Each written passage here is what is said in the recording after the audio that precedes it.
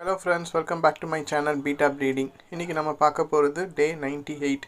ஃபிஷ்ஷோட age 93 days. இன்னைக்கு நம்ம வந்து வாட்டர் சேஞ்ச் எப்படி பண்ண போகிறோம்னு நான் காமிக்கிறேன் நம்ம பாட்டில் பீட்டாஸ்க்கு. ஸோ 1 week பேக் நான் வந்து ஃப்ரெஷ்ஷாக வாட்டர் சேஞ்ச் பண்ணி விட்டுருந்தேன். ஸோ இன்னைக்கு கொஞ்சம் டர்ட்டியாக இருக்குது. ஃபஸ்ட்டு 4 days அப்போது கொஞ்சம் கிளியராக மெயின்டைன் ஆகிட்டு இருந்தது. பட் லாஸ்ட் 2 days என்னன்னு தெரில, ரொம்ப டர்ட்டி ஆகிடுச்சு. ஸோ இன்னைக்கு வந்து நம்ம ஃபுல்லாகவே சேஞ்ச் பண்ணிடலான்னு பார்க்குறேன். ஸோ நம்மக்கிட்ட இப்போது 3 பேட்சஸாக இருக்குது. இந்த ரேக்கில் ஒன்று இருக்கும், அப்புறம் நம்மளோட டப்ஸில் கொஞ்சம் பீட்டாஸ் இருக்குது, அதையும் நான் வந்து செப்பரேட் பண்ணணும். என்னோடய கன்சல்டேஷன் ரூமில் ஒரு 15 பீட்டாஸ் இருக்குது.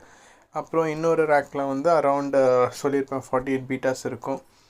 ஸோ இது ஒரு நியூ ப்ரீடிங், அதை நான் உங்களுக்கு சொல்கிறேன் வீடியோ போகும்போது. ஸோ இதுதான் நான் சொன்னேன்.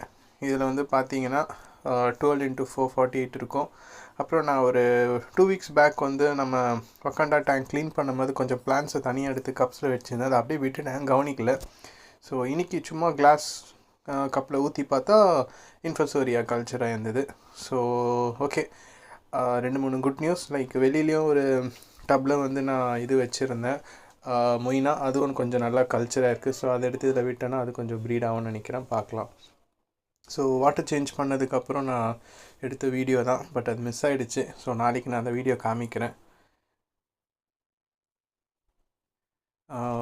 பேட்ச் 2 பார்த்திங்கன்னா நல்லா வளர்ந்துட்டாங்க. ஆஃப்டர் வாட்டர் சேஞ்ச் அப்போ எவ்வளோ கிளியராக இருக்குது பாருங்கள். ஸோ நம்ம ரிசப்ஷனில் இருக்கிற அந்த 4 க்யூட் பீட்டாஸும் வந்து ரொம்ப ஹெல்த்தியாக இருக்குது. நிறைய பேர் கேட்டுட்ருக்காங்க, பட் இது நான் சேல்ஸ் இல்லைன்னு சொல்லிட்டேன்.